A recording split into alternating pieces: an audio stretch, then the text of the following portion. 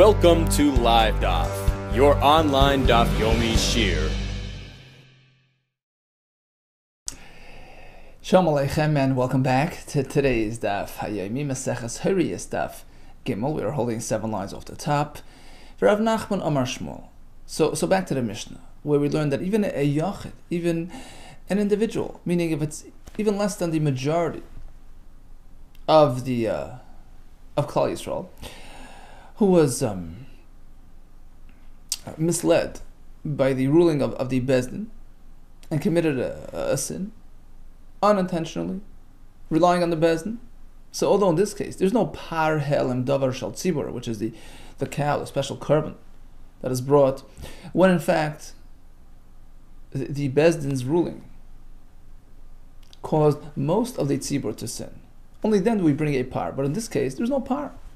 It's only a miut, only a minority, or maybe a yachid, just an individual or several individuals. Still, the Mishnah says they have no obligation, they have no responsibility. They rely on the Bezdin. They don't have to bring personal karbanos, which would be a kipsa, a seira, right? A goat, a sheep, which is the standard karban chatos. If one sins due to his own, misjudgment. But in this case, they were reliant on the Bezdin, they're pater. That's the Mishnah. Says the Gemara. So actually yesterday we had another brisa, which said that unless it's the majority that sinned, in which case it triggers the par system, but otherwise if it's just a minority or a yachid, he has to bring his own korban. So we said one is Rabbi Yehuda, one is the Rabbanan. The Mishnah which says he's pater is Rabbi Yehuda, the Brisa is the Rabbanan. For Rav Nachman Amar Shmuel says, well, I'll give you another name. Zu Divrei Rabbi Meir. Actually, the Mishnah Bayash, which says that a yachid is pater because he relied on the Bezdin, it's Rabbi Meir's shita. Aval Chachamim Oimrim. However, the Chachamim disagree. They say yachid she'asa b'ras Bezdin chayev. If yachid followed the Bezdin, he's chayev. So where do we find these two opinions? My Rabbi Meir, my Rabbanan, the Sani, we have a brisa. Hayru v'asu. So they ruled, and they did, and they sinned. What happens? Now, who ruled, who sinned? We'll see in a minute. Machlekes. Rabbi Meir pater, Rabbi Meir exempts. V'chachamim, however, the Chachamim are mechayvin, they obligate. Now, man asu.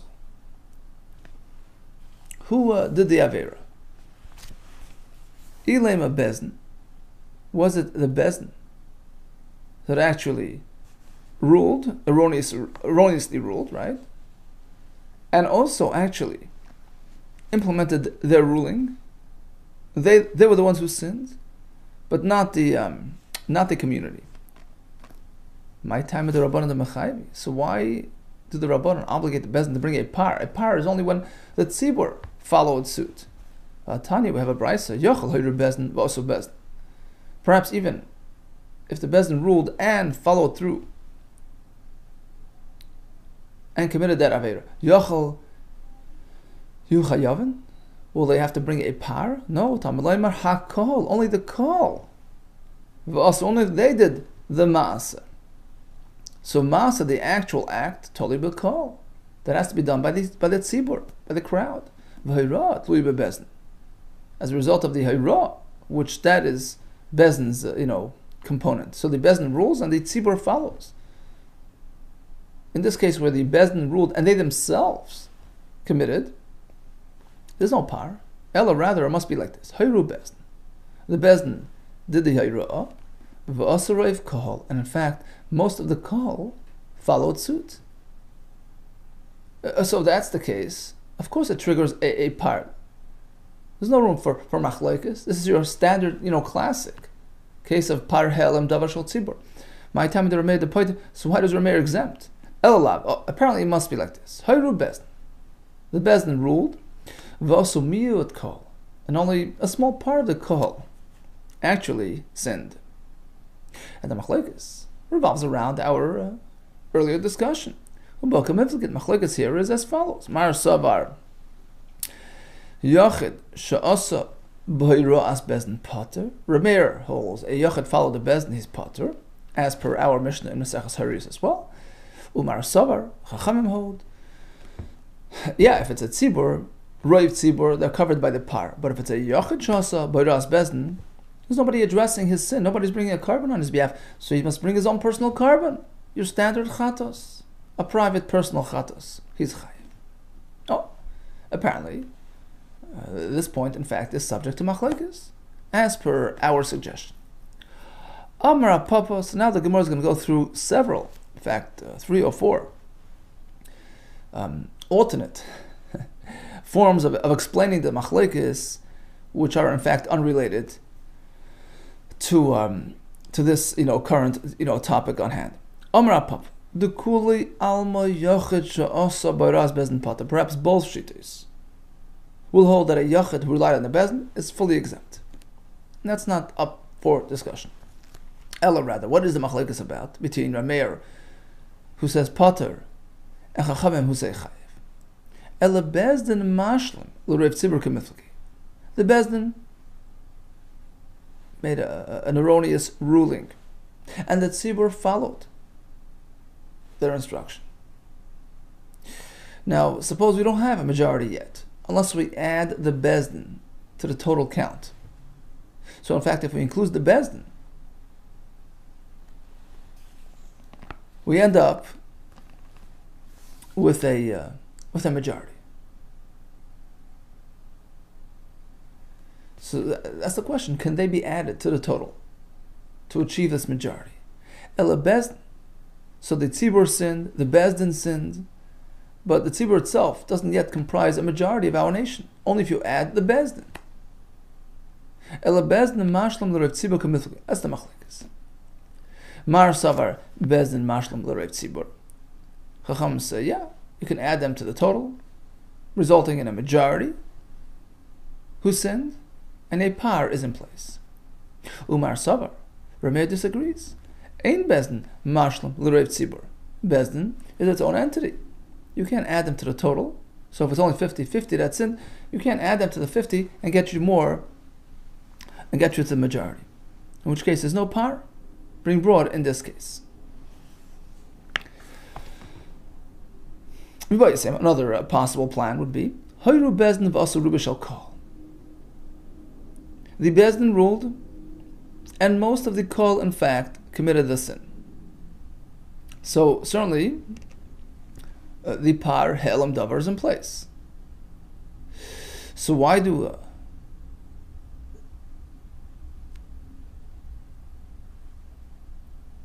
so what's the machlekes about, right? So certainly, bezdin has to bring the par.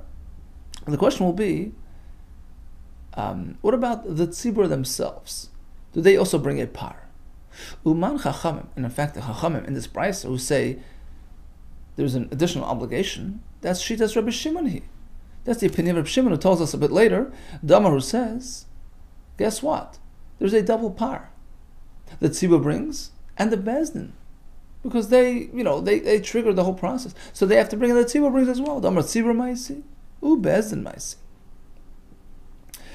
So that's the point of the chachamim, to add the tzibur to this chiyuv. Not only will the bezdin bring, the tzibur brings as well. Yet another way to explain the brayso is as follows: Shevet she'asa b'ras beis dinai. Suppose only a single shevet, single tribe sinned, because their own personal bezdin, every shevet had a bezdin, gave them this mistaken, hayra'ah, to eat a certain chel, and the shevet followed. So it was limited to that specific shevet. And the question is, it's not the majority of the nation. It's not reiv tzibur. But perhaps a shevet on its own can be considered kahal. It is, a community on its own. So the question is, does it trigger the par system? Chacham say it does. Why? Uman chachamim Rabbi Yehuda. Chacham here is Rabbi Yehuda's shita. The Amar, the Sanya, who tells us later on that in fact even a shevet she'asa b'ras beis dinai, just one tribe followed its own bezdin, oisei shevet chayv, that shevet is chayv to bring a par. So that's a chachamim shita, whereas Rameir disagrees. There's no par unless most of Klal Yisrael were involved. He had a fourth approach, would be what happened was, it's not like most of our nation in terms of numbers, in terms of population, in terms of 7 Shvatim, which encompassed most of the of Klal Yisrael. It was most in terms of numbers, but only 6 Shvatim were involved. It so happens to be Vein Rubei Shel Kol. In terms of numbers, they account for the majority of our nation. But in terms of Shvatim, it's not. Shiva, or you have 7 Shvatim involved in this sin. Even though in terms of numbers, they don't really encompass most of the numbers. So it's really, a certain aspect of majority. Numbers but not Shvatim, or Shvatim and not numbers. Does that qualify for a par? And this brisa, the Chachamim in this brisa, which say there's a par, going like that. Shita, the Sani B'Shem Lazoim Rishmoi, quotes Rameir, that in fact even this is considered a majority to a certain extent, and a par is in place. Chotu Shisha, Viruba Shekol, most of the nation in terms of numbers, even though it's just 6 Shvatim, a Shiva or 7 Shvatim sinned, Afal B'She'enon Ruba Shekol, even though in terms of numbers it's not the majority, in both cases they are chayav. A par is brought. Okay, so initially we figured that we found a machlekes between Rameh and Chachamim by a yachid shehasa b'yiras bezin, an individual who followed the ruling of bezin. Is he exempt from carbon because he relied on the bezin, or not, because the bezin will not bring a par for him, so he has to account for himself?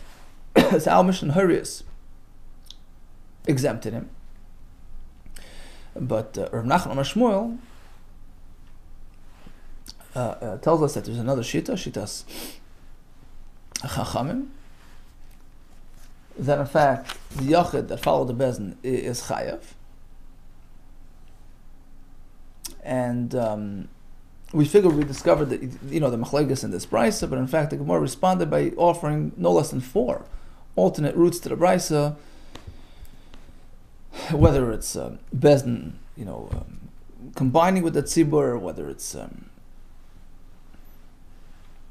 question of who has to bring the par, whether it's a question of one shevet alone, question of how to configure the majority, in which case it's really unrelated to our earlier point.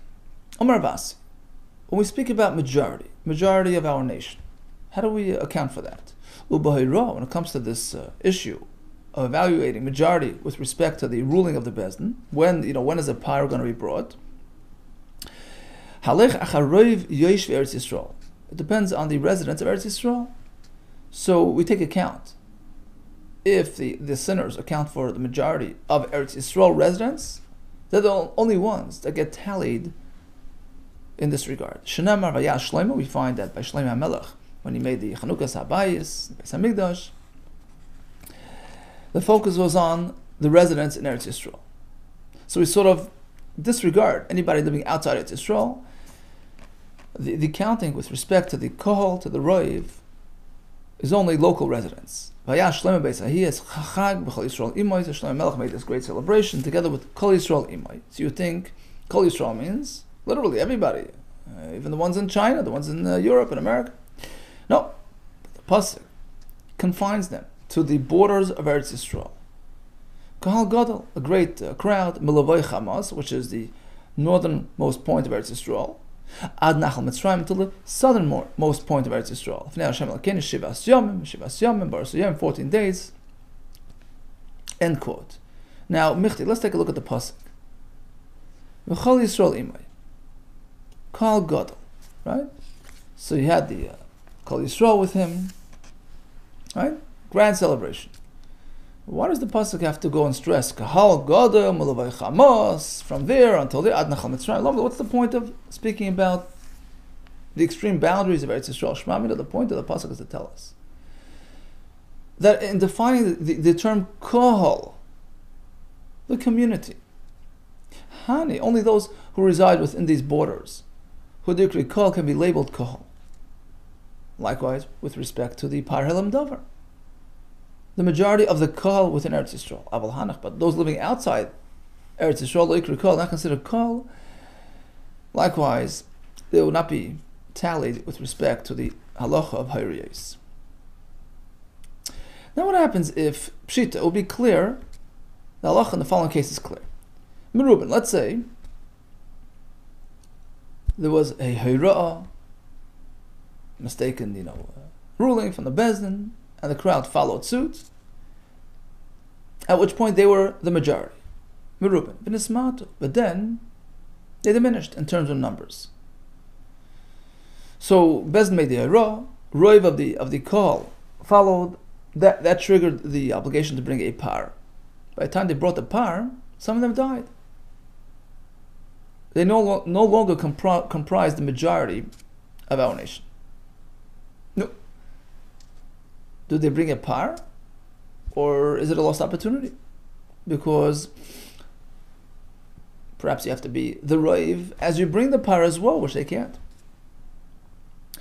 Says the Gemara, actually, we have a similar machlokes later on in Daf Yud regarding, for instance, a fellow who was an ordinary citizen and sinned in a manner that he would bring a personal chatos.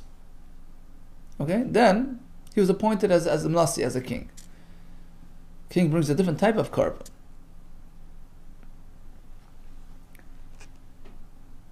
So what happens?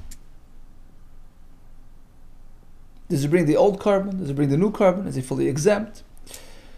So according to the Chachamim, what determines? You know what determines? The moment of the sin. His status when he did the chet, that's what determines his obligation. Even though he switched up, he was appointed king. It's irrelevant. The time of the chet is what determines his obligation. Reb Shimon says, provided that he actually discovered, he had the idea before being appointed. But if he only discovered his chet after having been appointed as king, it's too late. Because the sin actually is a strong component, but also the idea, the discovery, the awareness is what really triggers the... So if that happened now, it's too late. So if in fact he had the idea before he was appointed, and even though he hadn't brought the carbon until later, he'll bring that, the original carbon. But if he only discovered now, once turned king, he's patur. So again, according to Chachamim, it's about the moment of sin, according to Reb Shimon, in conjunction with the moment of awareness. Okay, so back to our story. The call was a roiv, they comprised majority, and then they became minority. What's their status? Hanu plukta Reb Shimon Rabbanan. This seems to match perfectly with the machlokes Reb Shimon Rabbanan. And Rashi explains that according to the Chachamim, certainly they'll bring a par, because it's all about the moment of sin. At that point, they were the majority. According to Reb Shimon, it depends. When the idea came about, when did they discover?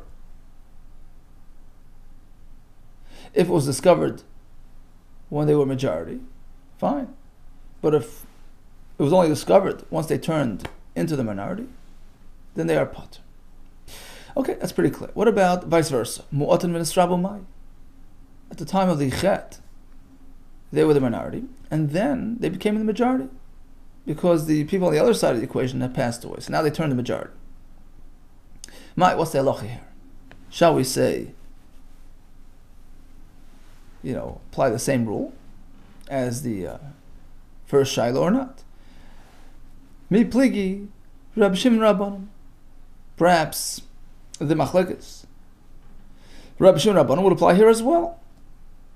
Right? Reb Shimon the asal basar yediyah, mechayev, according to Reb Shimon.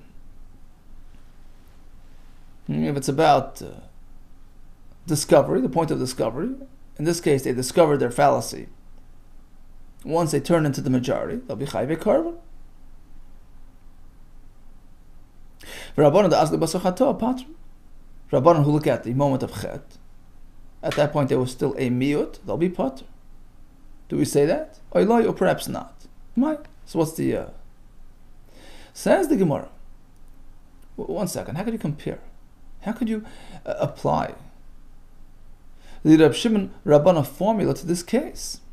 You see, in this case, there's something fundamentally missing here. There's something lacking, because the moment of chet doesn't really qualify. They were just a miyut at that time. You see, in contrast to the case of the fellow appointed king, he sinned when he was a regular person. Should be bringing a carbon, right? Nothing wrong with he's fully eligible for a carbon. It's just that when he turned king, right, it changes his status upwards, changes his type of carbon. So according to Reb Shimon, look, as long as you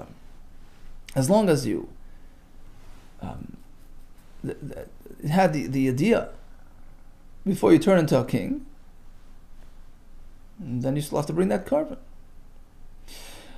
But in this case, all you have is the idea, because when they did the chet, they were a miyut. A miyut doesn't qualify for a par. So now they turn into the rave, and now they discovered. The moment of discovery, it's on its own, is not sufficient to trigger a chiyuv. If their condition at the moment of sin didn't qualify. V'tisbra, can you suggest a connection? Certainly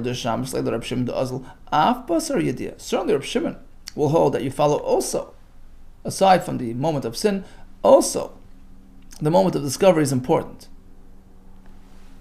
Right? And therefore Reb Shimon says, even though he's a king today, but if he discovered it before he's appointed king, so that's enough to obligate him a carbon.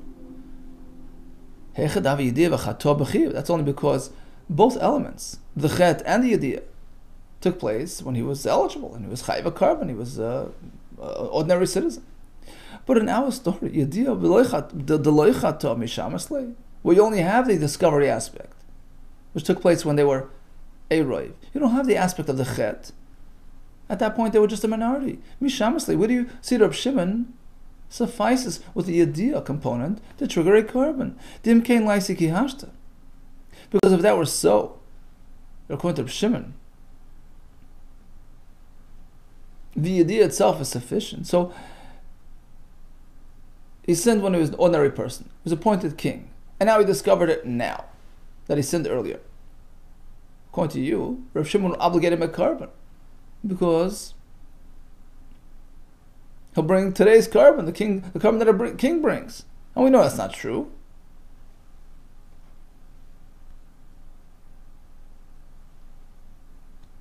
Right? Shimon says only if he discovered his chet before he was appointed king. Apparently, the discovery itself is not sufficient to trigger a carbon.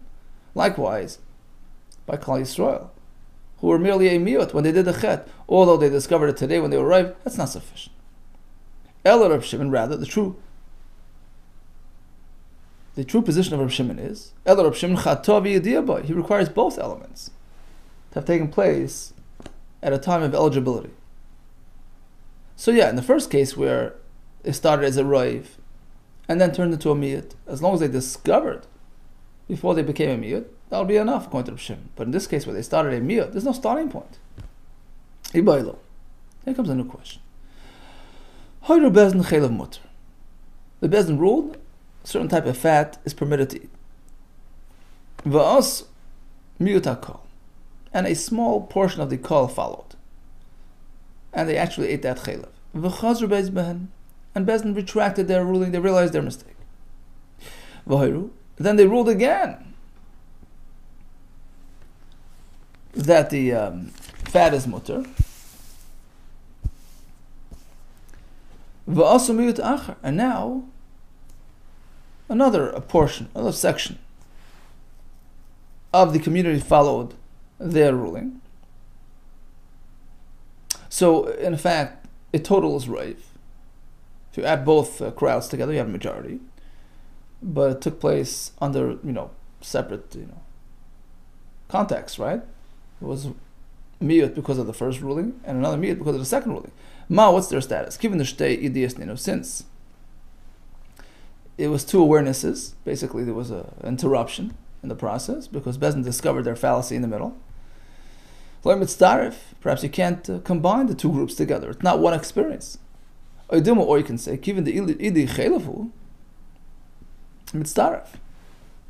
But still, since they're both concerning the same exact material, both chaylev issues, same isser, you can be mitzvah, you can combine them. And you have a majority for a par. If you'll tell me, given the chaylev who mitzvah, that if in fact, since in fact it was involving the same chet, you can combine them. What happens if it's slightly different materials? Miyut b'chelev shal gabi akeva. So first, a miyut sinned with respect to certain fat on the keva, on the stomach of the animal, which Bezdin ruled as being permitted. Umiyut b'chelev shal gabi adakin. And the next crowd sinned with respect to chelev on the other area of the animal, on the dakin, on the intestines. So in this case, they actually are learned from different psukim. They're both, chelev, but yeah, the Gemara will explain. So what's the status here?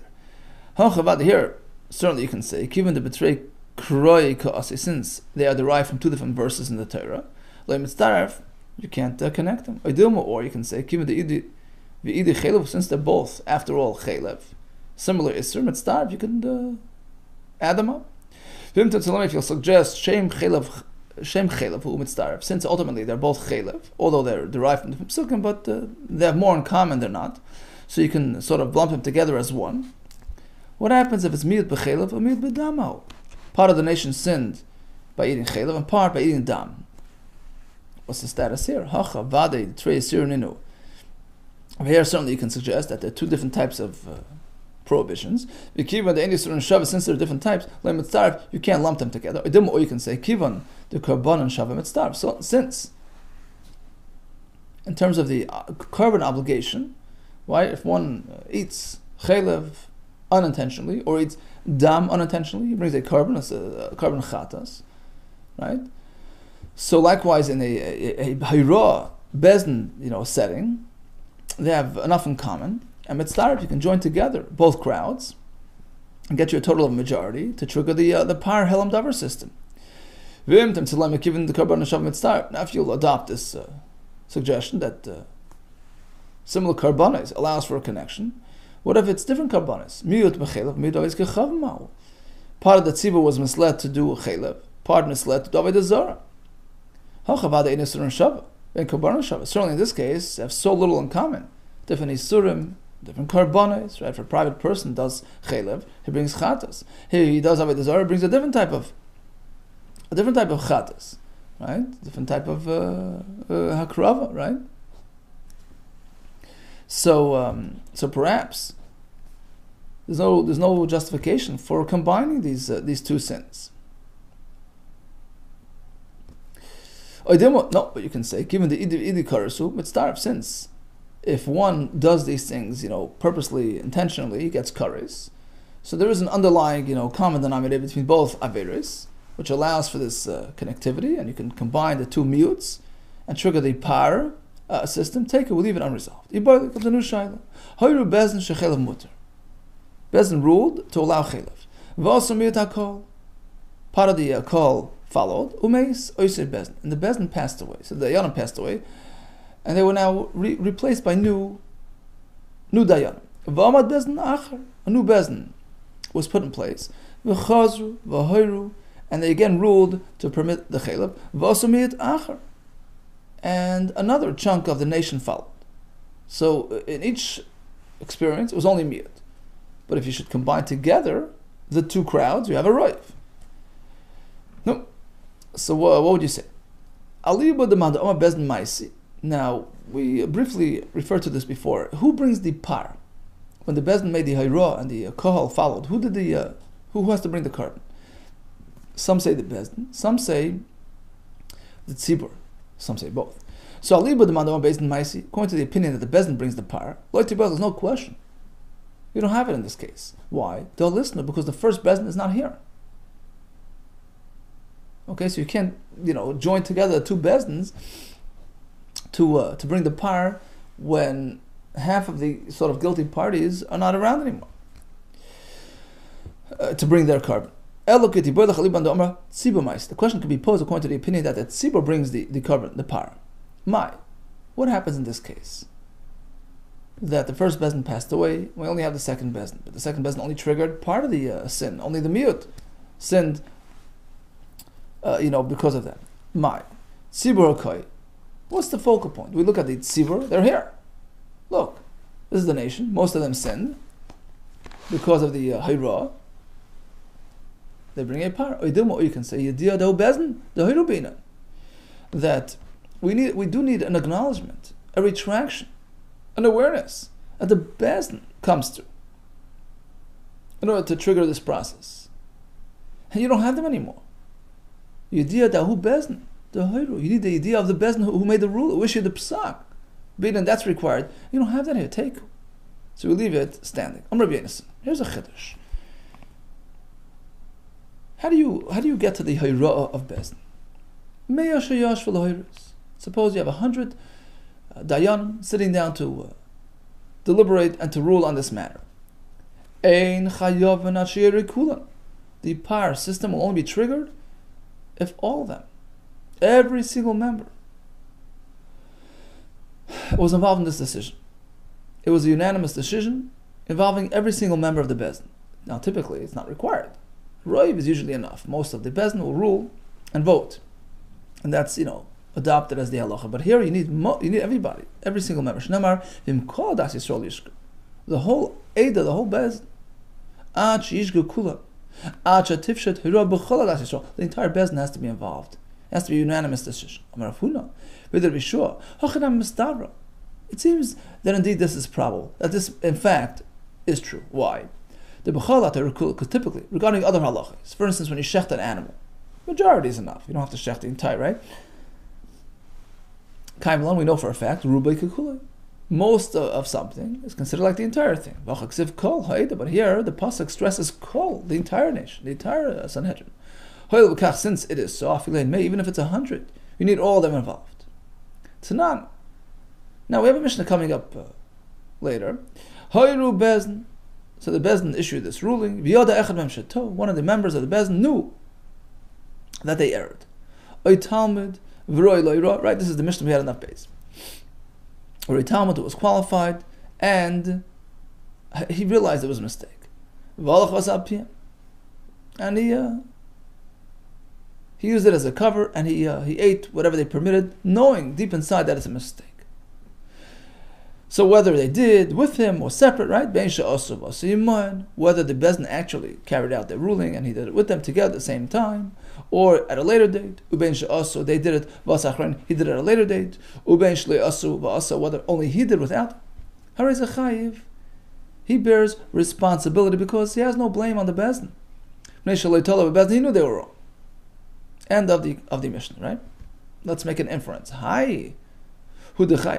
So this person who had his own independent position and was aware of the mistake, he's obligated. But a regular person who didn't have this authority, didn't have this insight, would be pater because he was just, following the Bezdin. Hold it, what do you mean? It has to be unanimous. And it wasn't. There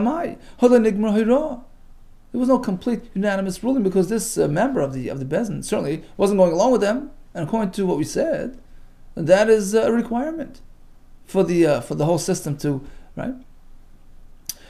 Well, Hachmai Skinner was speaking.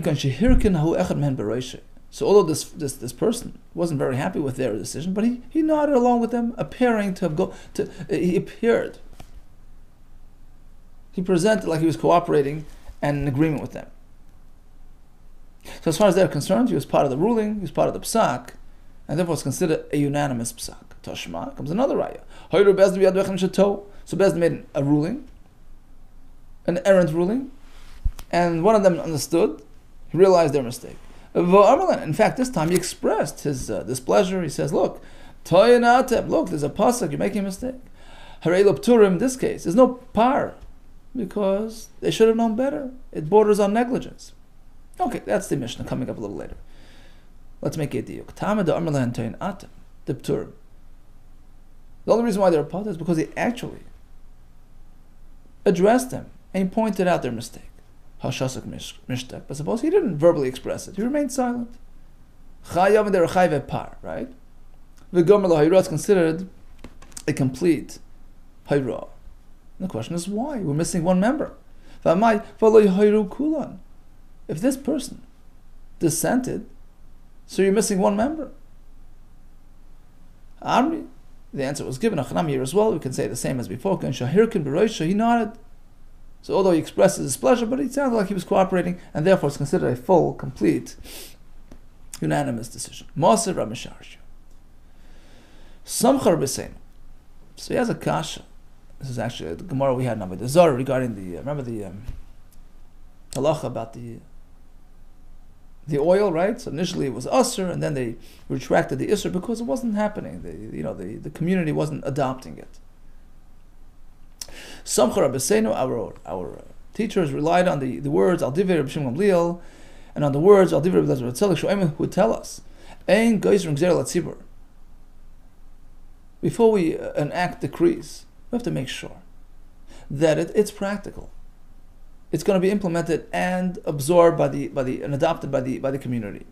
Elam Kain Roiv Hatzibur Yichaydan Lamed Ba, unless the majority can stand by it, otherwise you don't do it. And if in fact you see it's not working, then you cancel it, as they did with the oil. What's the source for this concept? Micro, where's the pasuk for this? Because they had that so this was when they committed to bring the Maser to the Beis Hamikdash, and they weren't doing it. You're causing upon yourself a curse. You're stealing from Hagoy Kuloi, the entire nation. The fact that he makes reference to the entire nation tells you something about how to enact a gzeira. It must be practical. It has to be something which everybody will adopt and carry out. Now, interestingly, we start with Roiv Atzibur is enough, and the pasuk talks about Hagei Kulai, the entire nation, right, encompassing every single member of our nation. So, in terms of your pasuk that you're quoting, it's Hagei Kulai, which sounds like everybody. But you're coming off a statement where you say Roiv is enough, Rubika Kula, and Dami. Roiv is like the koil. The majority is considered like the entire entity. So in fact, you see from here, even when we have a pasuk with the word koil, it doesn't necessarily mean every single bingle thing. The majority is enough. Tiyufta, to Rabbi Yonasan Tiyufta, in fact, this is a refutation of Rabbi Yonasan, who required every single dayan to be involved. We conclude otherwise. Roiv is enough. So why does the pasuk in fact say the word kol regarding the hero of the bezdin? The pasuk means to say like this: look, ika kula l'kula Sanhedrin haviyero. You need everybody present. You need full attendance. It's not to say that everybody has to go along with it. As long as you have the majority vote, that's enough. But everybody has to be in attendance. That's considered a But if somebody's missing, lo yahav yira doesn't count as a yira regarding the par helam davashal tzibur. On a similar vein, yud sheyoshvim bedir. So you have a dintera with 10 dayanim. They all bear an equal share of responsibility. It's sort of divided amongst all 10. So the more dayanim you have, the less risk you're taking, right? If a mistake happens. Koilar, like a collar, like a chain of some sort. Totally b'tzavar kulam. Means to say that everybody's neck is under the chain. So it's 10 people. Each one is, responsible for 10% if it's an errant judgment. So as the Gemara Pshita, well, obviously, if it's 10, it's 10. Hakamash, the point of Rishua is to tell us that afilu Talmud b'fnei Rabbi, that even if you have Talmidim, students who are present by the Din Torah, with the ability to speak up if they detect something incorrect, they also share. They equally share responsibility if anything goes wrong. So again, on this vein, we have a story of Rav Huna. When he'd go out to do his Din Torah, he would seek to protect himself. And he would bring along Maisi Asaratana, he would bring 10 of the, Talmud Chachamim Beirav of the yeshiva there, the Kamei, to sit with him. Kiheichi, Because he said, listen, I want to distribute the accountability equally. Let's get the bigger the crowd, the less we bear responsibility. This way I get only shiba, a small splinter, mikashura, from the beam. It's an expression. It means to say the more people there are involved in din Torah, if there's any mistake, so each one only gets a sliver on his account. Ravashi, likewise Ravashi, when he would have to paskin about an animal, a treifa. Kiavamaisi, when they would bring a treifos, a possible animal which was a treifa, kamei, before him to paskin, he wouldn't go it alone.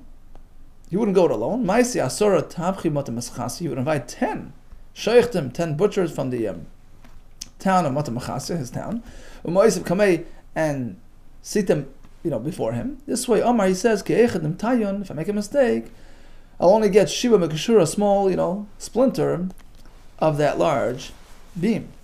Continues the Mishnah. So Bezdin made a ruling, a mistaken ruling, and then they discovered their mistake. And they canceled their ruling. But we have a fellow sitting at home who didn't realize that they retracted, and he kept on going. Bein sheviu kaparosin, whether they brought their the par already, by the time this fellow did his thing, ubein shelehivu kaparosin, whether they didn't yet bring the par. They merely just, discover their mistake. V'holach vasalpin, goes along a yachid and carries out their hayra, not realizing it's been cancelled. What's the status? Can he still blame it on the bezdin? Or perhaps he's not personally accountable. Reb Shimon says he's paiter. Reb Shimon exempts him. The fact is, in his mind, he's following the bezdin. So what that they cancelled? He had no clue. Reb Lezer Omer, Suffolk. According to Reb Lezer, we're not really sure how to deal with this. On the one hand, he was relying on the bezdin. On the other hand, the ruling was no longer, active. So he has to bring an asham tali, special carbon that you bring when there's an uncertainty in terms of your obligation. Is there a suffix? What's the case that in fact is considered a suffix? What's a fair suffix? So it depends. If in fact he was at home when this happened, so technically he could have asked his neighbor, could have gone to shul and found out. So he bears some level of responsibility. He has to bring an asham tali. However, if he was out of town, on the road, how in the world is he supposed to find out that the bezdin back at home, Potter in this case is fully exempt because he can fully, blame it on the bezdin. Amar Akiva. So Akiva concurred with this distinction between a fellow who's at home, who has access to local information, as opposed to a fellow on the road. I agree that the fellow on the road is closer to being innocent than obligated. In fact, we exempt it. Amalur ben Asai. So ben Asai took issue with this distinction. What's the difference? Why is the fellow on the road different than the fellow sitting at home? And the answer is, Amar Le, he told him, listen, big difference. Fellow sitting at home, he had easy access to local information. He could have found that, he should have found that, he should have, kept himself updated and current on the latest news. And therefore he's chayv and asham tali. But the fellow on the road, he was out of things. He couldn't have, accessed this information, in which case he's totally potter. Continues the Mishnah. Suppose the bezdin ruled to eradicate an entire concept. Amru, for instance, they said, "Ein nida b'Torah." There's no isra of nida on the Torah. Ein Shabbos b'Torah. Ein avetz kecham b'Torah. Harei lo b'Torah. There's no par in this case. That's not a valid ruling. That doesn't even, it's not even within the realm of a ruling. They just totally eradicated an entire concept. We're going to learn from the psukim later. It doesn't count. But if they ruled to cancel, certain components of isurim and maintain the rest of that isur, in this case, if in fact the crowd followed, etc., they bring a par. Ketzat, for instance. Of course, a woman as a nida is considered tummy and usr for her husband. But they canceled a certain element, a certain aspect of nida. So once she's finished her 7 days, it's called Shemeres Yom Kinegdim. She sees dam at that point. She has to ensure that the next day is clean. So it's Yom Kinegdim, a day versus a day. So during that stage, they said, no, it's potter. If the husband interacts, he's potter, which of course is wrong. but it was only a certain aspect of the nida that they negated. Or regarding Shabbos, likewise, they negated a certain aspect of Shabbos. In general, Shabbos b'Torah, of course, you got to keep the halachos and the isurim of Shabbos, but carrying is okay. Aval moitzi, if one carries it, Rishus HaYachid, Rishus HaRab means pater. So they canceled that aspect. And likewise, regarding Avodah Zarah, Shabbos comes b'Torah. Of course, you can't worship idols. Aval mashtach pater, if one just bows, that's okay. So these are examples of partial cancellation and partial maintenance. In these cases, they're chayiv a parshanut-torah-comment davar. Davar means an aspect of the entire concept. Davar l'kalaguv, as opposed to canceling the entire thing. Let's go back to the Mishnah on top, beginning of the Mishnah, that a yachid carried out Bezdin's ruling after they had already canceled and retracted. According to Reb Shimon, he's pater. My time, Reb Shimon, why does Reb Shimon exempt him? Hoyel b'shus Bezdin. Why? So the fact is, in his mind, he was merely adhering to the Bezdin. He was following their lead. Ikadam. There was another version of this explanation. Reb Shimon will explain himself by saying, Bezdin's verdict, Bezdin's ruling, which was disseminated amongst its tzibur, even a yachid, an individual, who carried out that ruling, is pater. So even after they retracted, it doesn't matter. You know why? What's the point of speaking about the Bezdin ruling?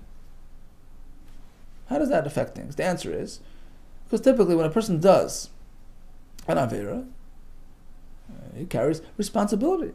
It's his fault, right? But if he was merely following the Hayra of the Bezdin, he couldn't have known better. So the whole point of Hayra is, when there's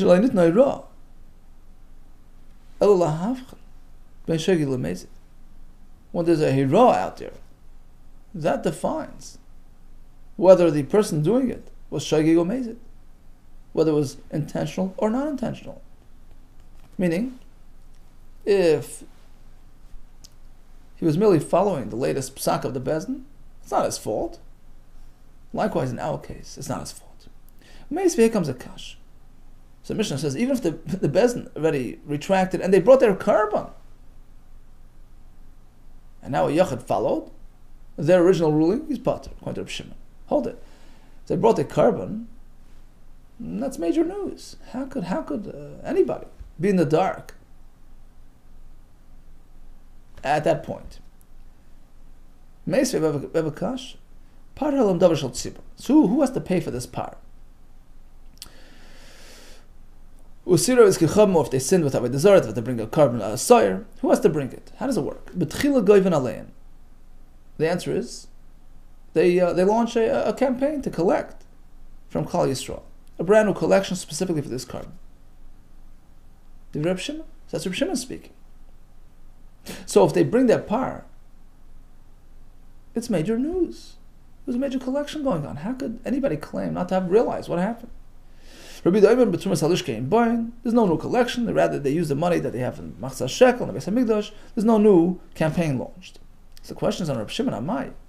How could we say that the fellow's still in the dark and he claims to be following the Bezdin's ruling blindly? What do you mean? There's a campaign out there for a carbon. Clearly, they retracted their ruling. Amai, even the Gavilu, since they're collecting for this carbon, Havali Hoida, he certainly discovered what happened. You can say either they just collected without explaining why, to keep things, subdued, keep things, discreet, minimize the busha and the embarrassment. So they just made a generic community-wide collection, not realizing. So he didn't realize that it was for the par. He didn't realize anything changed on that end. But the same another way you can explain. Going to Lahavali B'Masi, he wasn't in town when they made the collection. But the same another third pshat is Rav Kidechtana Savar. A Rav who will provide this explanation in Reb Shimon's opinion, shifting the blame to the Bezdin, is going like the other Tana who holds Kidechtana Savar, that according to Reb Shimon, in fact, there was no new collection for this purpose. The Sanya Ifcha, who switched around the opinions, the names, and the Bryce. But Chilu Goyven landed Reb Yehuda. Reb Yehuda holds, in fact, they launched a new campaign for this purpose. Reb Shimon, no, they used the leftover money, Tumas Halishke and Boin. So in fact, there's no reason to believe that he figured out then in fact there was a retraction. Okay, so again, Bezdin made a hayra, and then they discovered their mistake. They retracted, they cancelled. Perhaps they even brought their carbon, and then a yachid went ahead, not realizing, and ate the chaylev, did the isra. According to Shimon, he's exempt. He doesn't bear responsibility. Rabbi Lezer says you bring an asham tali, right? And now in this upcoming brisa, we're going to be presented with no less than 4 opinions. Tanya, Rameir Machayev. Rameir says he has to bring a regular chatas. Bezdin's out of the picture. Reb Shimon Poiter. No, he's completely potter. Rabbi Lezer is Safek. He has to bring an asham tali. Misham Simchas Amru is quoted from Simchas Tali. It's left hanging. We're not trying to deal with this. It sounds like he's saying the same as Rabbi Lezer. On Rabbi Yechon, there's a slight difference. Asham Tali, Yikabenayu. According to Rabbi Lezer, he's to bring asham tali, which is typically what a person brings when he encounters a situation that may have involved sin. Likewise, in this case, there's an aspect of sin to it. There's an aspect of exemption. So he has to bring asham tali. Whereas according to Simchas, it's closer to exemption than to sin. He's totally potter. We're not definite on it. We can't, strike it out definitively, but there's good reason to believe that he's potter, and therefore we leave it as is. So we have 4 shitas. Chatas, potter, asham tali. According to Simchas, there's nothing at all. How do you explain Rabbi Lezer's opinion, who applies a asham tali? What's it comparable to? Fellow sat down, he had a piece of something. Now he's not sure. After the fact, was it chela, forbidden fats, which would trigger a chatas? Was it shuman, permissible fats? Halach is, I discovered his uncertainty. Shemevi asham tali, has to bring asham tali. Likewise, in our story, there's room to exempt this fellow, because he's thinking Bezdin. There's room to obligate him, because there's no Bezdin on the scene anymore. They already retracted. So asham tali is the right solution. But let me buy it. It goes without saying. Lamanda Amar according to the Shita. Right, we had a discussion earlier. Who brings the carbon, the Bezdin or the Tzibur? Lamanda Amar Tzibur Maisi. It goes without saying that if the Tzibur is the one who brings the carbon, the Mefarsim Milsa. In this case, it's public knowledge. Everybody was involved in bringing the carbon. He can't just, shift the blame. He has to take responsibility to a certain extent and bring an asham tali. El al filam ad Omar. Bezdin, Mevian.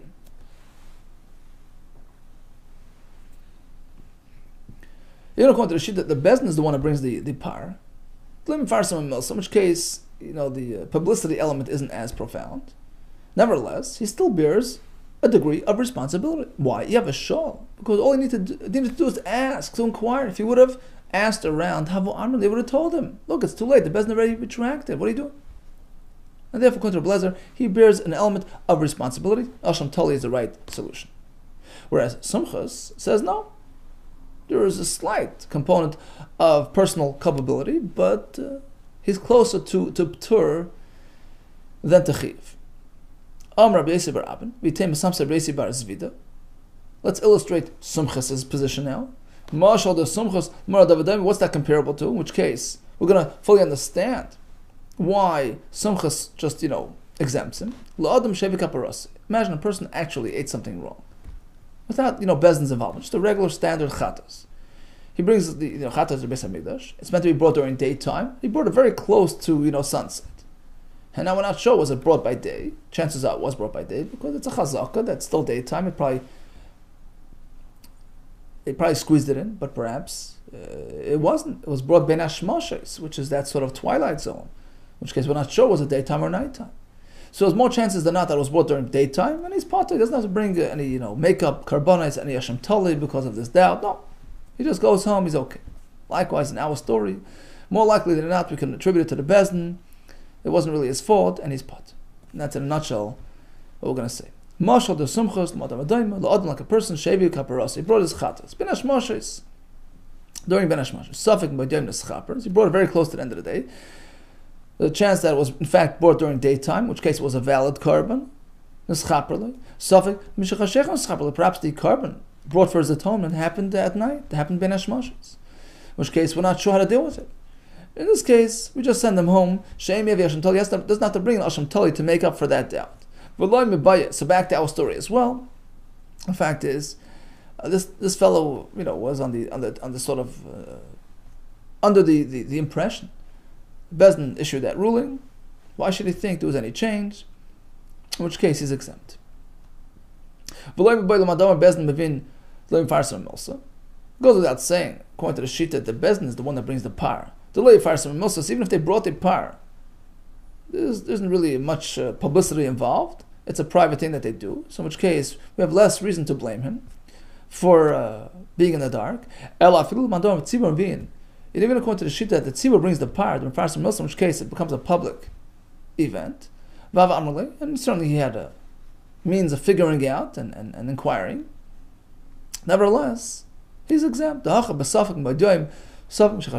likewise in that story of the carbon brought during this twilight zone, just like over there, the element of exemption is stronger, right? Because chances are it was during daytime. And even if it was ben hashmashos, nobody can really determine. The moment of ben hashmashos is inherently unknown. Identity unknown, status unknown. Is it day, is it night, right? There's no way to really... So, we sort of, hope for the best. And in fact, the Mefarshim add that there's a chazaka. The fact is, it was daytime beforehand. Let's assume that daytime status continued on, as long as necessary, to get the carbon in. So, and there's nothing you can do. Even if you ask around, he couldn't find anybody. There would be nobody to ask. He wouldn't be able to locate anybody to Mishayle that would actually tell him and respond to him. So it's an undefined, entity. But like we said, more chances than not, the carbon was valid, so we leave it alone. Likewise, in our story, sure, theoretically he could have discovered, he could have acquired, but it's more likely to consider him exempt, and that's what according to Sumchas, we'll leave it as is. It was a hero of Bezdin, and he relied on them, and let's leave it unchanged unless we can determine otherwise. Okay, let's just see one more piece to complete the our discussion. Amar le ben Azai Maishtam and Ayeshev Beis. So Rabbi Akiva confirmed this, this distinction, this chiluk. He says a fellow at home carries some degree of Horayos, Asham Tali is needed, versus the fellow on the road who's totally cut off from his local town news. In which case, he's fully exempt. And Ben Azai seemed to challenge that. Amalei Ben Azai, basically, why is the guy on the road different than the guy at home? What do you mean, why? Shapir Ka'amalei Rabbi Akiva Ben Azai. It appears that Rabbi Akiva's response, this distinction, is pretty valid, pretty sound. Why would Ben Azai disagree? Amar Rava, you're right. All agree that the fellow on the road is exempt. So the fellow on the road is certainly exempt. The fellow at home is certainly obligated. Question is if he's somewhat in the middle. He's packing his bags. He has one foot out the door, so to speak. That's the point of contention. Ben Azai would obligate him because the fact is he's still home. He has access to local news. He should have found out. The Rabbi Akiva, however, is potter. You know why? He's not focused anymore. He's on his way out. His mind is on the road. In which case, we treat him as such, and he's potter. Okay, let's do a quick recap of today's daf. A yachid who followed the Horayos Bezdin. In our Mishnah we learn he's potter. Nachman Shmuel tells us, Chachamim is chayiv. And in fact, he presented a brisa. The Gemara brought a brisa with two shitas, but the Gemara went and sort of supplied alternate explanations to the brisa, actually 4 in total. The Bezdin issues the ruling. The tzibur, most of the tzibur, implemented that ruling. What the Ravasi, who determines majority, who goes into this count, only the Yeshiv Eretz Yisrael. He brings a right from Shlomo Melech. The term kol relates to local residents. What if they were a majority when they sinned, but by the time they brought the korban, they were just a mute? Or vice versa, we had a discussion about that. What if it was done incrementally? There was Hayra and Chelev, part of the Tzibur followed, and then there was another Hayra, and the rest followed, and then we have a majority if you total them together. We discussed many variations of the Shaila, Chelev with Dam, Chelev with Zora, and many of them we left as a Teiku. What about two courts joined together? Again, that's Teiku. We concluded that as long as you have the majority vote, that's called Hayra. Contrast to Rabbi Yonasan, required every single member to go along with that ruling. We discussed sort of divvying the responsibility amongst all those present in the Din Torah, which is a practice adopted by Rav Huna and Rav Ashi. What if the Bezdin retracted and the Yachid unknowingly went along and implemented the original ruling? We had a Mishnah and a Gemara that presented a total of 4 Shitas, Chayev, Pater, Hashem Tali, and we provide explanations for the various Shitas. All the best to you, and Hatzlacha.